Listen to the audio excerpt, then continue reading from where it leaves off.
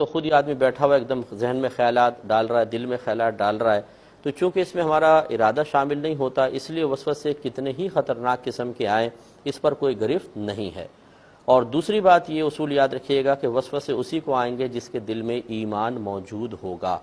جو بے ایمان ہوگا شیطان اس کو وسوسے کیوں ڈالے گا؟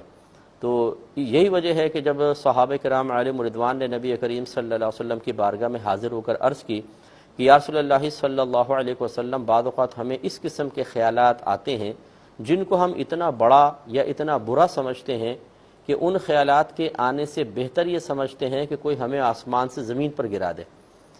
تو رحمت کونین صلی اللہ علیہ وسلم نے ارشاد فرمایا کہ واقعی ایسا ہے؟ عرضی کہ جی ہاں۔ فرمایا تو یہ تمہارے ایمان کی علامت ہے۔ اب دیکھیں، یہ نہیں فرمایا کہ اچھا برے خیال کیوں آئے، اس پہ گرفت ہوگی، توبہ کرو اللہ کی بارگاہ میں یا اپنے ایمان کی فکر کرو، نہیں، بلکہ اس کو ایمان کی علامت قرار دیا۔ تو یہ اچھی طرح یاد رکھیں کہ وسوسہ آنا کوئی برا نہیں ہوتا، اللہ کے بارے میں بھی آ سکتا ہے، سرکار کے بارے میں آ سکتا ہے، اور یہ آپ کے ایمان کی علامت ہے۔ ہاں یہ ضرور ہے کہ اس کی طرف سے مکمل بے پرواہی بھی اختیار نہ کریں۔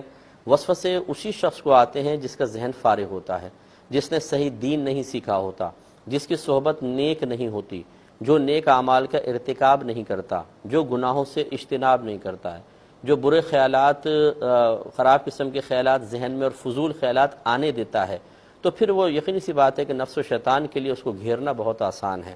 تو جس بھائی نے بھی یہ کویسچن کیا، ہماری گزارش یہ ہے کہ سب سے پہلے تو آپ نماز کی پابندی رکھیں، نمبر 2 قرآن عظیم ترجمہ اور تفسیر کے ساتھ شروع کریں، روزانہ 2 آیات پڑھیں، ترجمہ اس کی تفسیر پڑھ لیا کریں، اچھے نیک لوگوں کی صحبت میں رہیں، اگر خدا نخواستہ کسی گناہ کی عادت ہے تو اس سے باز رہنے کی کوشش کریں، اور یہ کوشش کریں کہ آپ کا ذہن کبھی فارغ نہ رہے، اس کے لیے اچھے اصلاحی بیانات یا نعتیں وغیرہ سنیں تاکہ یہ چیزیں ذہن میں گونجتی رہیں۔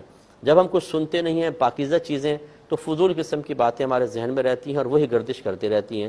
جیسے کوئی اگر گانا سن لے، کوئی میوزک سن لے، تو جہاں جاتا رہے گا نا، غیر ارادی طور پہ وہ میوزک اور گانا اس کے ذہن میں گونجتا رہے گا، چلتا رہے گا۔ اس کے برعکس اگر وہ اصلاحی بات سنے یا نعت وغیرہ سنے تو یہی اس کے ذہن کے اندر گردش کرتی رہے گی۔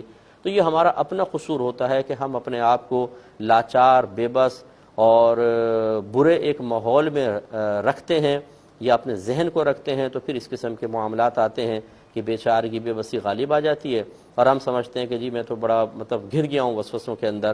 تو بھئی تدارک بھی تو کریں۔ اگر آپ دھوپ میں ہیں تو سائے میں آئیں، پانی میں ہیں اور سوکھنا چاہتے ہیں تو پانی سے باہر نکل کے کھڑے ہوں تو کپڑے سوکھ جائیں گے۔